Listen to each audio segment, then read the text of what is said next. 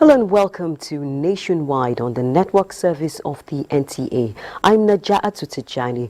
Remember that this broadcast is being streamed live on our website nta.ng/live and all our social media handles displayed on the screen for updates. Now the news in detail. The National Association of Resident Doctors, NARD, has declared an indefinite strike due to federal government's failure to meet its demands. NARD President Dr. Emeka Innocent in a statement says the indefinite strike follows the expiration of the warning strike and different extended ultimatums by the association. The doctors' major demands include immediate payment of the 2023 Medical Residency Training Fund, immediate release of the circular on one-for-one replacement, payment of skipping arrears, and upward review of CONMES in line with full salary restoration to the 2014 value of the salary scale. Meanwhile, the Speaker of the House of Representatives, Tajuddin Abbas, on Tuesday night met with President Bola Ahmed Tinubu over the industrial action by the Nigerian Association of Resident Doctors. Speaker Abbas briefed the President on the outcome of his meeting with the resident doctors, pleading with the President to wade into the matter with a view to addressing the issues raised by the doctors. In a statement by his special advisor on media and publicity, the Speaker notes that the Nigerian Association of Resident Doctors still embarked on an indefinite strike on Tuesday evening, despite his earlier plea to give the House leadership 2 weeks to find solutions to the issues. Speaker Abbas, however, directed an ad hoc committee chaired by the leader of the House, Professor Julius Nhobere, to meet with all the stakeholders with a view to resolving the matter immediately.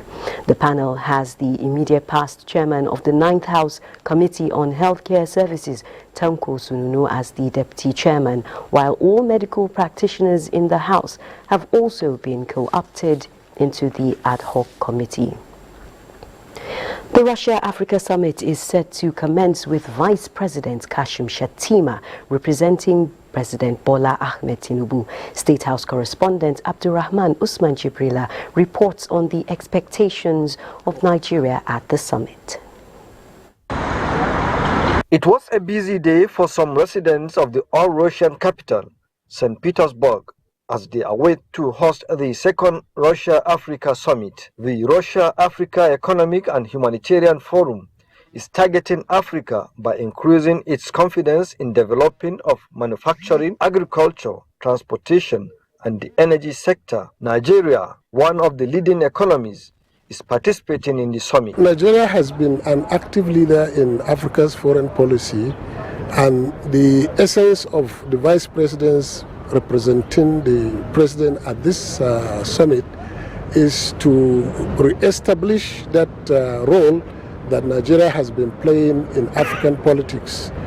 The summit will discuss a number of issues, including trade and investment, cooperation in science and technology, and security matters.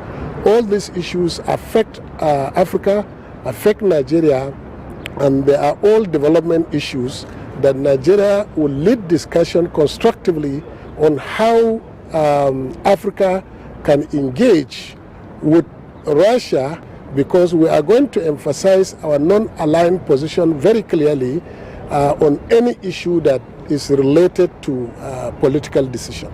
The Russia-Africa Summit is also expected to support the aspirations of African states for socio-economic stability and progress. But what impact will that have on Nigeria? Well, basically, the Vice President has come here with a package. He is specific and focused on what he wants to achieve. So he has determined what his agenda will be in terms of what can he take back to Nigeria in terms of investment in various sectors, including steel development, minerals development, agriculture, security cooperation, etc., etc. The Russian-African Summit, which is expected to host more than 40 African countries, is expected to strengthen relationships between the African countries to be more multidimensional and comprehensive. From St. Petersburg in Russia, I'm Abdurrahman Usman Jibrila, NTA News. And still on African countries, in neighboring Niger Republic, members of Niger's Presidential Guard on Wednesday sealed off the residence and offices of President Mohamed Bazoum in an effort to block what has been described as a coup attempt in the country. Security sources say President Bazoum was held inside the presidential palace in the capital, which has been blocked off by military vehicles, with the reason for the guard's behavior yet unknown. Officials close to the president and his family, however, say everything is under control and talks are underway with the elite troops. The West African state has experienced 4 coups since independence from France in 1960, as well as numerous other attempts to grab power. President Bola Tinubu has warned that the leadership of ECOWAS will not accept any action which impedes the smooth functioning of legitimate authority in Niger or any part of Africa. This reaction to information filtering from the Republic of Niger indicating some unpleasant developments around the country's highest political leadership. President Tinubu, in a statement personally issued, said it should be quite clear to all players in the Republic of Niger that the leadership of the ECOWAS region and all lovers of democracy around the world will not tolerate any situation which incapacitates the democratically elected government of the country. The chairperson of ECOWAS Authority of Heads of State and Government adds that the authority is closely monitoring the situation and developments in Niger and will do everything within its power to ensure democracy is firmly planted, nurtured, well-rooted and thriving in the region. The president also states that Nigeria stands firmly with the elected government in Niger and equally conveys the absolute resolve of leaders in the sub-region that the country will not waver or flinch on its stand to defend and preserve constitutional order. The ECOWAS Commission has condemned the attempt to seize power by force in the Republic of Niger. In a communique, the Commission calls on all coup plotters to free the democratically elected President of the Republic immediately and without any condition. The ECOWAS Commission and the international community also note that it will hold all those involved in the plot responsible for the security and safety of President Mohamed Bazoum, his family members, the government and the general public. Meanwhile, the presidency has affirmed that federal universities in Nigeria remain tuition-free. The affirmation comes on the heels of reports earlier this week across some news media outlets that the federal government had increased tuition fees in federal universities in the country. In a statement, the presidential advisor on special duties, communications and strategy, Dele Alake, describes these reports as inaccurate and incorrect, saying he's aware that some universities have in recent weeks announced an increase in the amount payable by students on sundry charges. They have confirmed that these are discretionary charges by each university for hostel accommodation, registration, laboratory and other charges which are not tuition fees. The statement also points out that President Tinubu remains committed to his promise of ensuring that every Nigerian, regardless of the economic situation of their parents, has access to quality tertiary education, saying in addition to the Students' Loan Scheme under the Students' Loans Bill signed into law by the President last month, The nation will go into implementation ahead of the next academic session in September and will also strengthen other mechanisms to support indigent students. The presidential advisor also indicates that parts of the government's plans to make sure all diligent students complete their education on time, notwithstanding their parents' financial situation, includes work study, merit-based scholarships and grants. The Senate has confirmed the appointment of 11 members of the board of the Northeast Development Commission as requested by President Bola Ahmed Tinubu. Those appointed are Major General Paul Tafa as chairman and Mohammed Goni Al-Ali as managing director. Others are Musa Yashi, Executive Director, Humanitarian Affairs, Ahmed Abdusalam as the Executive Director, Operations, and Abubakar Ilya as Executive Director, Administration and Finance. Also appointed are Gambo Mekomo, Abdullahi Abad, Sav Ondona, Mutiu Lawal, Samuel Unuibo, and Frank Owo as members of the board.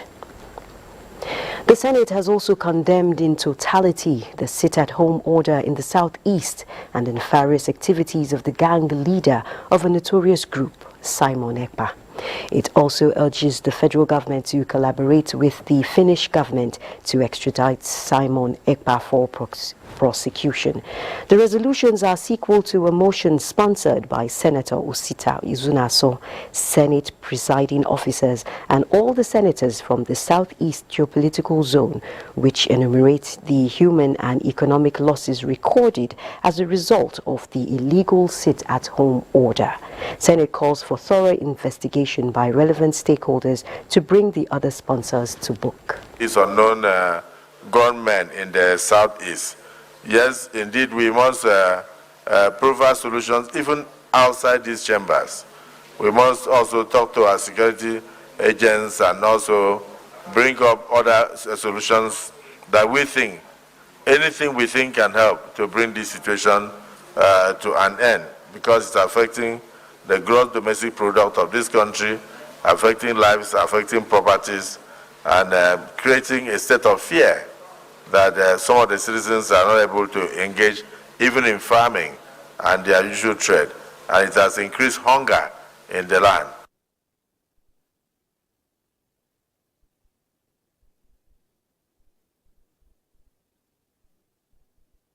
Let's join our correspondent in Awka, where the southeast has continued to face the challenges of insecurity, especially by IPOB. Recently, the self-acclaimed Biafra Prime Minister and freedom agitator Simon Ekpa again issued a 2-week sit-at-home order in the southeast to commence from the 31st of July to 13th August, a development which many say does not go well for development and growth.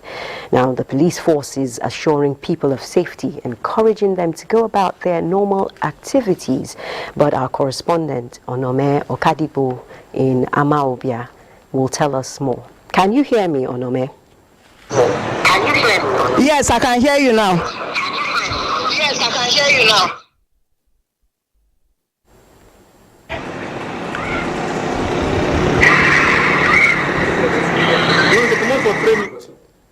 Did you get my question, Onome? How are the security operatives reacting to this order? Do tell us what's going on right now. Give us an update. Okay. Awka here in Anambra State, precisely the Awka metropolis, everywhere is calm. Business men are going on with their activities. Both civil servants are presently at work. Though with the proposed sit-at-home of from 31st of August to 14th of August, though some residents are apprehensive about it, but with the assurance of the police commissioner, Ademola Adeoye, who has reassured residents of security presence all throughout the day, just the way they have been providing security on Mondays during the sit-at-home order.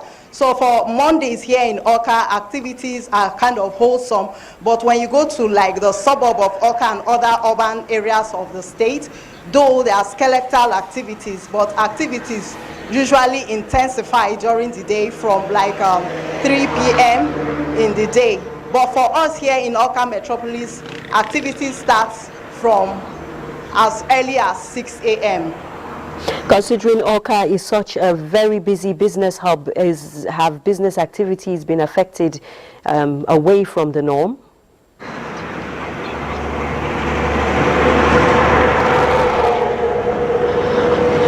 Did you hear me, Onome?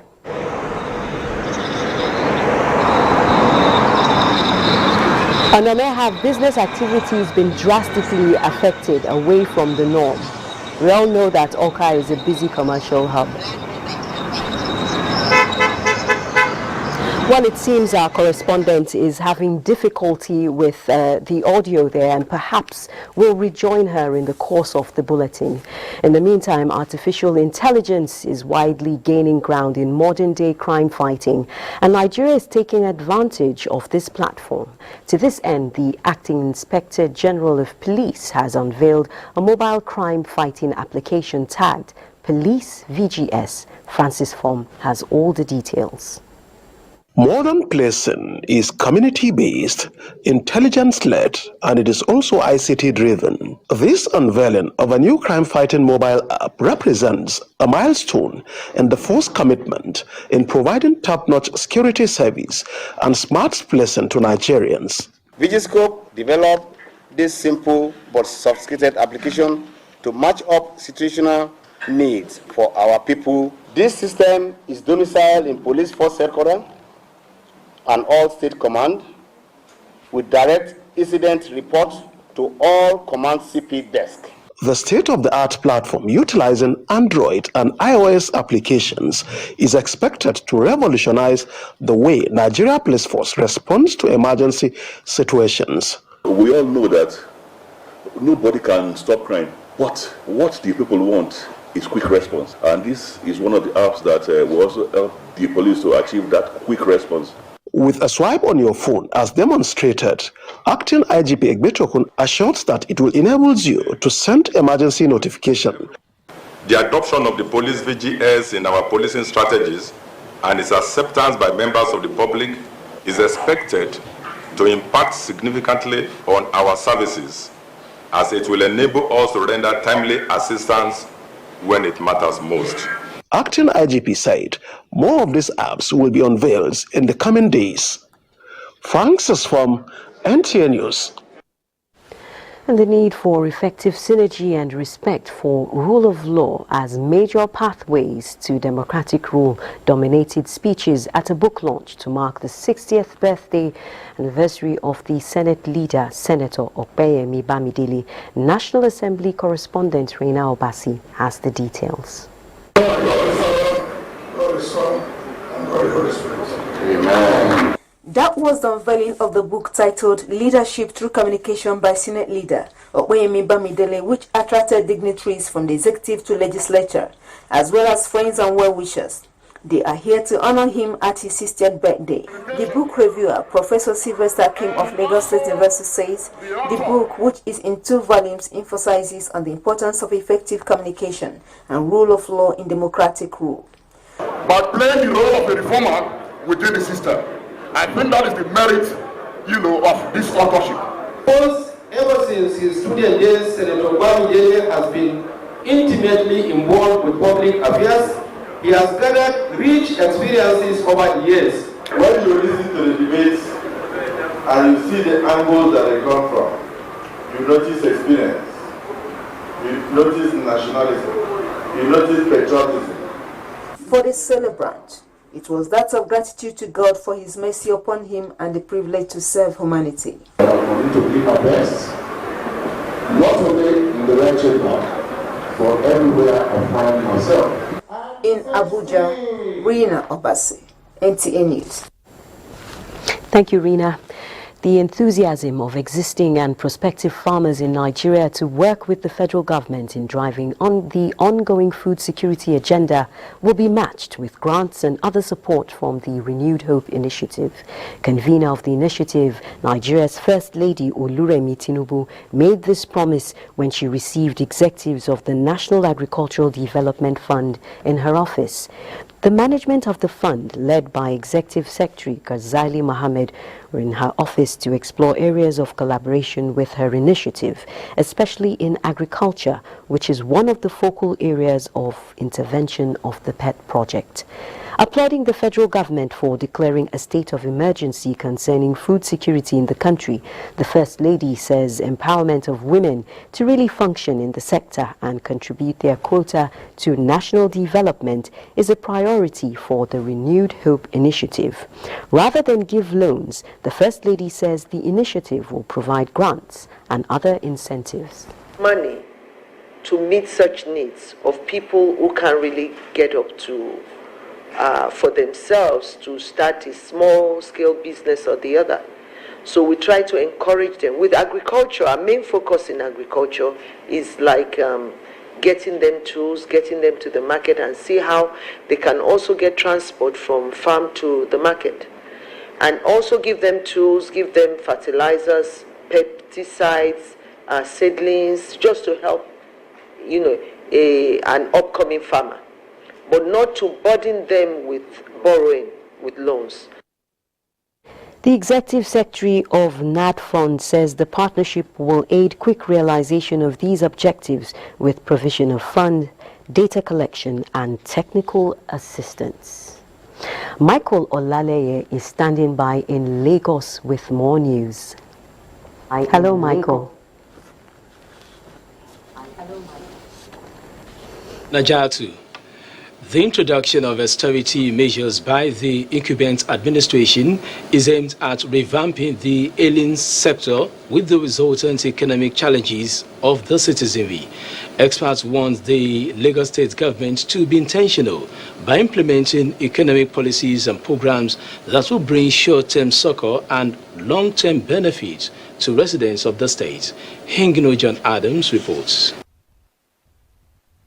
From the thorny issue of petrol subsidy and the decision to unify various foreign exchange rates in the country, President Tinubu made it clear that he is on a mission to steer the economy towards a growth path and wean it off perennial bottlenecks. However, while some of his policies have been welcomed and have excited the financial markets and investors, they have also been greeted with attendant challenges. Student loan policy. In a way, what is he trying to achieve with that? He's trying to provide an ambience avenue where students could have the courage to go to school, because with education they'll be able to understand government policy. Reduction of excise duty on locally produced goods. I think that on the long run will help in cushioning the effect of the removal of fuel subsidy. If Lagos State government, for instance, does not modify how it taxes individuals that are involved in SMEs or companies that have one thing or the other, that have one taxes or the other to pay for the state, if government does not temper, for instance, how they deal with them, you may find a situation where the SME are being choked. Some of such measures are in agriculture, blue rail and buses. Once the light rails are running on renewable electricity, it makes cost of transportation go down drastically. While Nigerians are gradually coming to terms with the present reality of things, respondents are appealing to the federal government to be intentional with the implementation of intervention policies that will have direct impact on citizenry across the country. In Lagos, Hingino John Adams, NTA News. Research institution needs to find innovative means of accessing funding for their researches, as the government cannot be the sole provider of support, which is often capital intensive. This is the message of the Chairman Board of Trustees, Nigerian Institute of Medical Research, NIMA Foundation, Babatunde Fashola, who is also the former Minister of Works and Housing, when he and other board members, started with the responsibility of improving funding, visited the institute. Larry Bilei has details. Although the final product of any research usually offers solution to pressing challenges, but the fact remains it is capital intensive, a reality which birthed Niger Foundation with the aim of tapping from the influence of notable individuals to amass funds for medical research. The Board of Trustees of Niger Foundation says a total of 150 million was raised in the last 3 years to support research fundings. This visit, led by the chairman of the Board of Trustees, Babatunde Fashola, and other members, is to evaluate whether the funds are judicially utilized. The Director General of the Institute, Professor Babatunde Salako, commended the Board of Trustees for the gesture, promising not to relent in reaching out to every sector that could help in bringing in more funds for research. For us as researchers, we need to reach out to many of these private facilities and foundations. Not necessarily to go and beg cap in hand, but to show them the connection between research and business.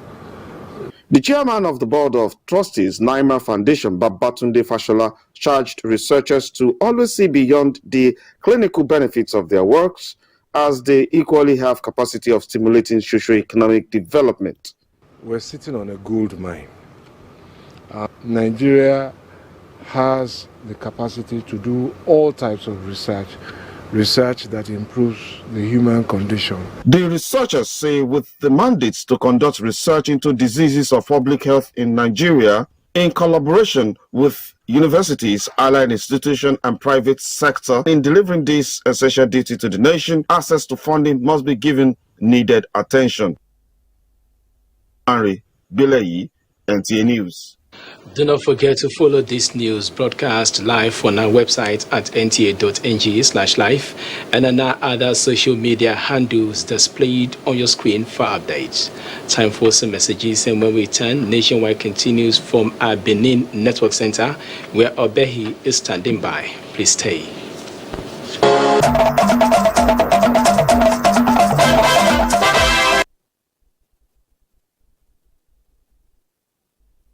To Benin and Nationwide. The Edo State Command of the National Drug Law Enforcement Agency, NDLEA, in a special raid this week, arrested 30 suspected illicit drug dealers and users at different drug joints in Benin metropolis. The raid, tagged Operation Sanity, is aimed at curbing illicit drug use to end cultism in the state. Let's join Jude Abugu, who is at the State Command's office, for the parade of the suspects. The incessant court clashes being witnessed in Edo State have become a source of concern to residents, the state government, and security agencies in Edo State. As part of strategies to finding a permanent solution to court-related violence in the state, the state government and security agencies have been putting heads together. And one of the strategies is the raid on drug joints and hideouts, which the men and officers of the National Drug Law Enforcement Agencies embarked on within the week. The efforts of the agency in getting the state rid of illicit drugs, which has been linked to these violent crimes, have been yielding positive results. This is the effect of what you are saying. We've just done out 2 days, 2 days exercise on Monday and then yesterday night. That's the result you see behind me with the suspects and their exhibits. I don't used to say, but the market is loud. It's loud and fine.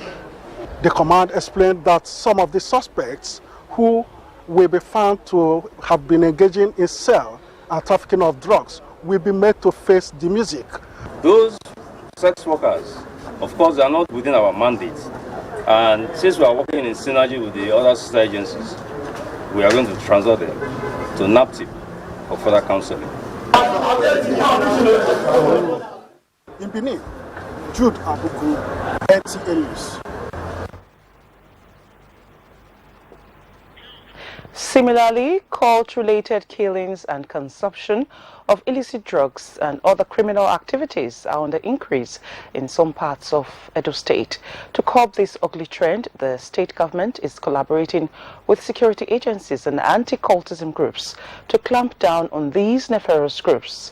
Rosemary Ibrahim takes a look at the situation in Edo Central.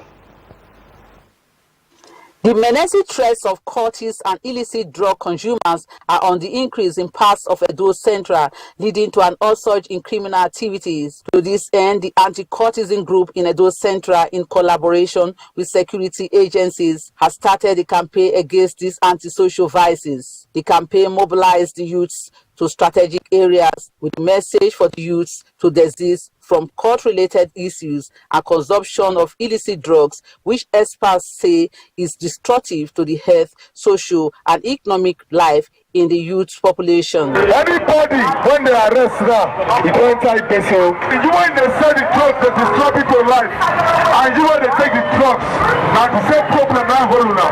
Then you when they say you be cultists, now people when they do things that you want start to the kid, to live life where you're supposed to live.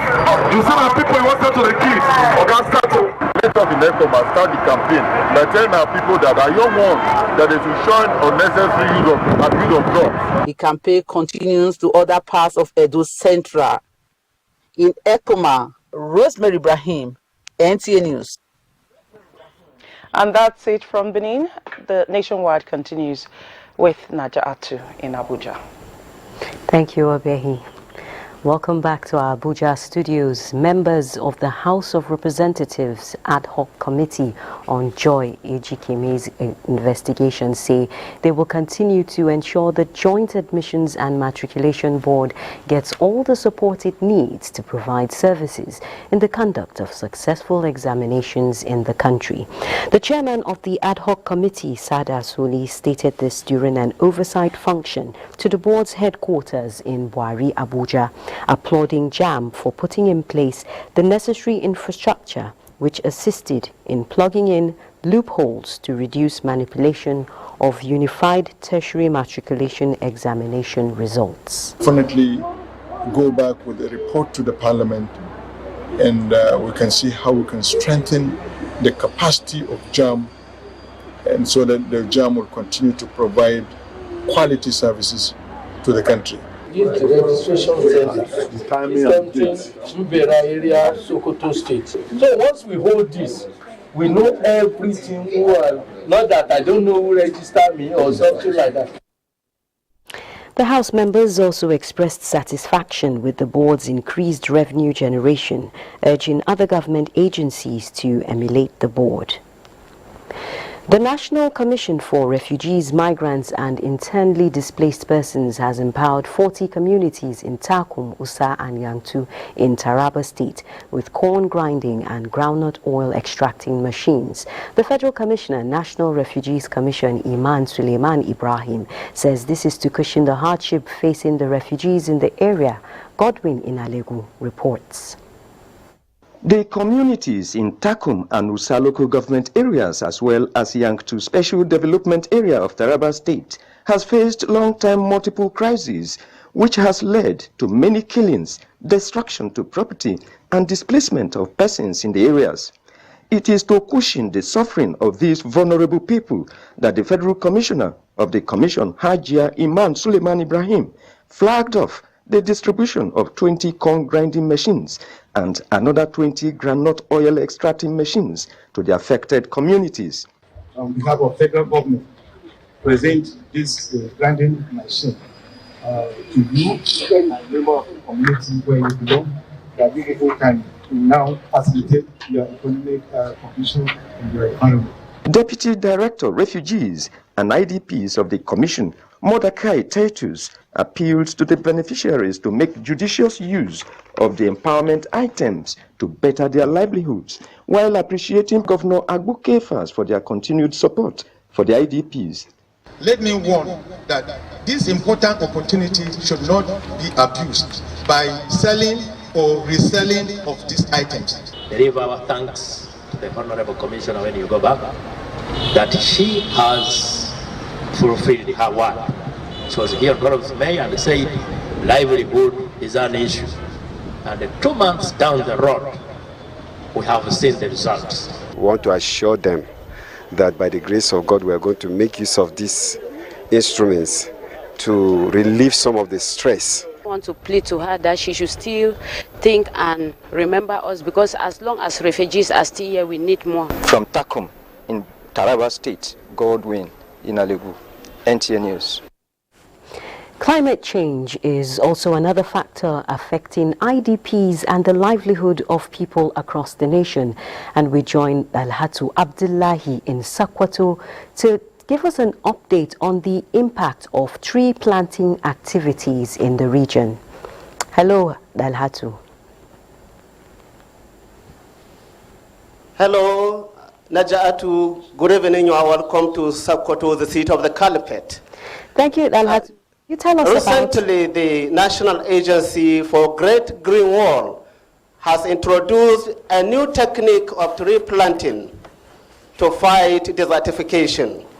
The demonstration exercise of that new technique was done in Sakwato to, as part of activities, mark the maiden edition of the Great Green Wall Day at international level.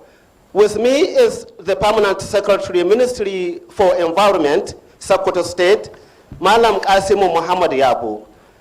PAMSEC, what is the significance of this new technique of tree planting to the society? Well, the significance of this technique is that it enables a tree that was planted through the techniques to maintain moisture for a period of time, to utilize the available moisture for a period of time, and that will enable that particular tree to grow as it's supposed to be. And then it also helps to fertilize the soil. Remember, fertility requires processes of metabolism that will speed absorption of nutrients, which will ultimately be utilized by the tree. So with this method, the tree species has available moisture, and it also helps it to absorb the available nutrients in the soil, and that will give it its capability to grow and stay in a healthy condition. Fighting desertification has been on across the globe, particularly semi-arid zones of sub-Saharan Africans. How important is this new technique in the semi-arid zone of sub-Saharan African? This technique is very, very important for the semi and arid regions where the moisture is very, very scanty. Remember, in those regions, they have rainfall for a period of just 3 to 4 months. The other months are the long, dry season. So with the introduction of this technique, the little water you apply to the box will be utilized gradually by the tree species. So research has shown that for a period of 6 months without watering, it will enable the tree species to survive. Now we are living here in Sokoto in a semi-arid region whereby the vegetation, the moisture is scanty. Some communities are even fighting to get water to drink, talk less of watering trees. But with this technique, they have little water to apply on the tree with the guarantee that that tree species will grow after maturity. So thank you very much. Thank you very much, Pamse. Back to Najat Tijani for continuation of News Nationwide. Thank you, Alhatu. That was our reporter in Sakwato updating us on a modern tree planting technique to mitigate the effects of climate change and also improve the livelihood of the people there. Now, the media as a watchdog and fourth estate of the realm is responsible for ensuring citizens get all necessary information about governance to enable it see to the improvement and sustainability of policies and programs. The head of the Civil Service of the Federation for Lashade Yemieson stressed this at a media engagement with media executives to kickstart the 2023 Civil Service Week, and Hamman Jabani was there for NTA News. The 2023 Civil Service Week began with the head of the Civil Service of the Federation engagement with media executives to put them up to speed on the various policies under the Federal Civil Service Strategic and Implementation Plan 2021 to 2025 document, also known as FCCIP 25, in the last 1 year, so as to enable them to give significant updates and insights into how the office of the head of the Civil Service of the Federation fared while undergoing transformation. It is therefore your duty as custodians and operators of the mass media to safeguard the stability and sustainability of people-oriented programs designed to bring about development and secure the well-being of Nigerians. The media chiefs threw up issues that include the number of days for workers to come to office following the increase in fuel prices, salary increase and prompt payment, as well as the contributory pension scheme. What is the takeaway for the media chiefs? I must say I'm very, very impressed because she was very open. She answered all the questions, no holds barred. The theme for the long week celebration is digitization of work processes in the public service, a gateway to efficient resources utilization and national development. Hamad Jabani, NTA News. Let's head back to Sokoto, where Nana is standing by with more news. Over to you, Nana.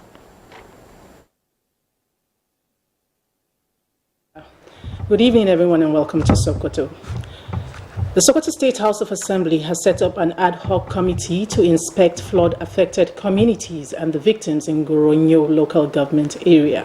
Dalhatu Abdullahi has the report on the situation. Ahmed had prediction that 14 states and 31 communities across the country may experience heavy downpour that may lead to flooding, and Sokoto is among the states. The prediction is gradually becoming a reality as Goronyo local government was badly hit by flooding, and over 50 houses and some farmlands have been submerged following a heavy downpour last Friday. These are some of the victims.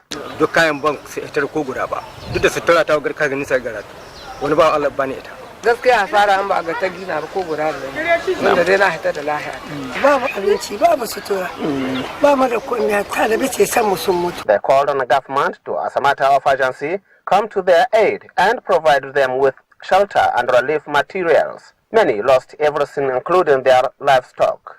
There was, however, no loss of life. The House Committee Chairman on Disaster and Emergency Management of the Sokoto State House of Assembly, led by Nasiru Adamu, member representing Goronyo local government, appealed to the state, federal government, and relevant agencies to provide the victims with relief materials and take precautionary measures to avoid reoccurrence of such disaster. He also promised to do everything possible within his power to ensure that the victims receive support as soon as possible. In Sokoto, Dalhatu Abdullahi, NTA News. Infrastructural development of Birnin Kebbi, capital of Kebbi State, has begun with rehabilitation of roads within the metropolis. To this end, Kebbi State Governor Dr. Nasser Idris has awarded a contract worth over 9 billion naira for the constructions of roads within the metropolis. Correspondent Abdul Muhammad Bawa reports. Over the years, infrastructure in Birnin Kebbi are dilapidating, especially the metropolitan roads.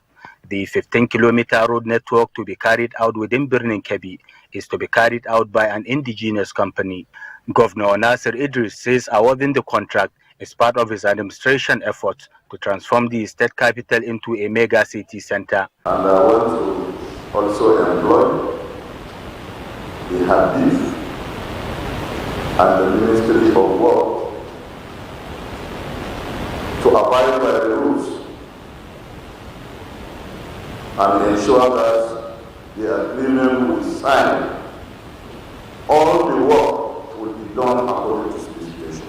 The governor says similar projects will be extended to the 3 senatorial districts in the states. The contractor Amarnu assured that the project will be completed within 18 months. In Birnin Kebbi, Abdul Muhammad Ba, NTA News. Well, that's the size of our package here in Sokoto. Nationwide will continue after the commercial break in Port Harcourt.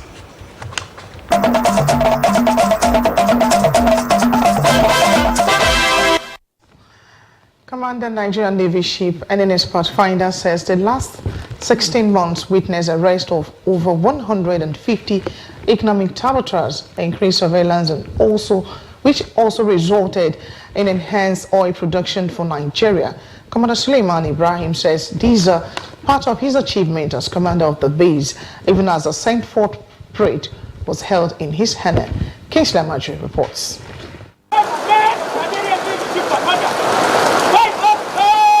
On assumption of office in March 2022, Commodore Suleiman Ibrahim introduced a number of physical training, range classification, and anti-attack drills to reposition the workforce for enhanced maritime security. The creation of Tactical Riverine Squadron repositioned and contributed to the success recorded in the fight against illegal oil theft.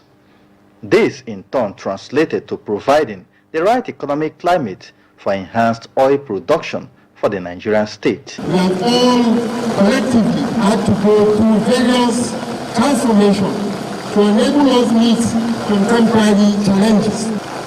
This was particularly instrumental in the increased onshore crude oil production. The commander looked back with nostalgia and commended officers and men of the command alongside other sister agencies for their support during his service as commander NNS Pathfinder. We've done the welfare of the personnel, infrastructure, the fight against crude oil theft. The number of arrests, there are over 150, it's quite huge. And all of these people, they've been handed over to relevant agencies to be prosecuted. He is now redeployed to Naval Headquarters in Port Harcourt.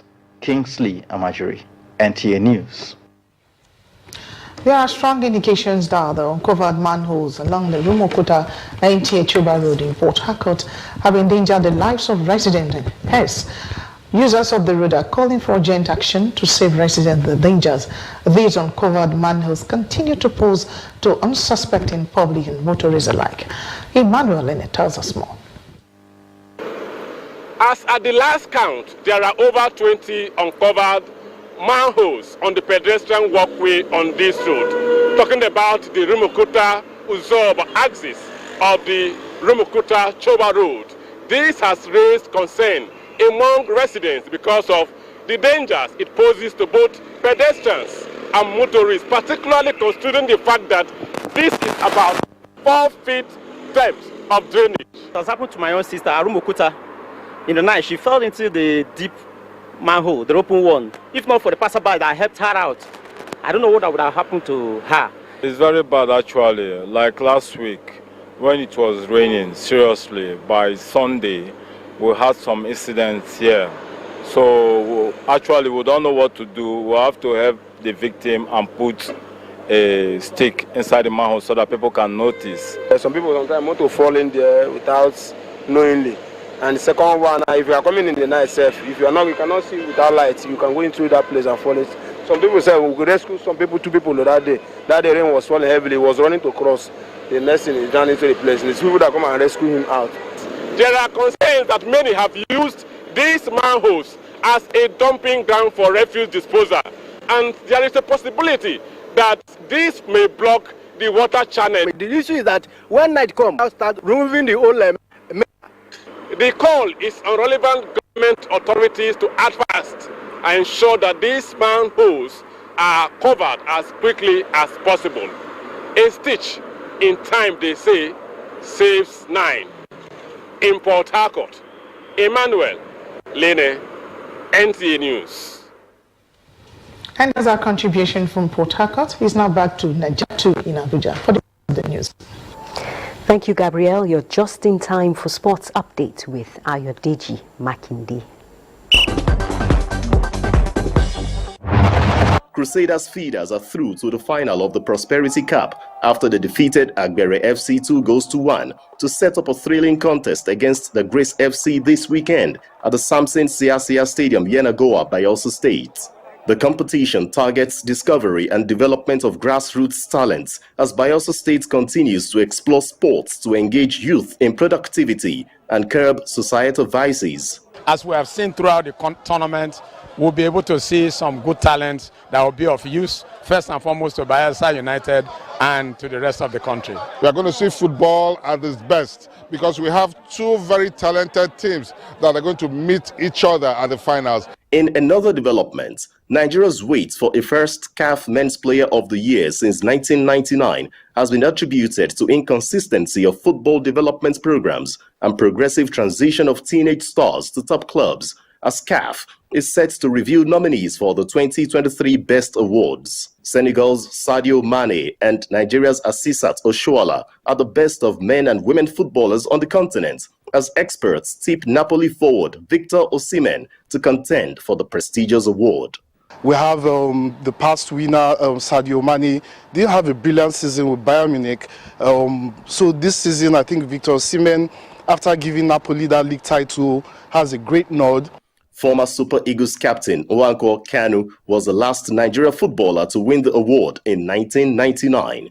Away from Nigeria, Congo has stepped up security in the capital, Kinshasa, amid concerns about the safety of athletes taking part in the International Francophone Games starting this week.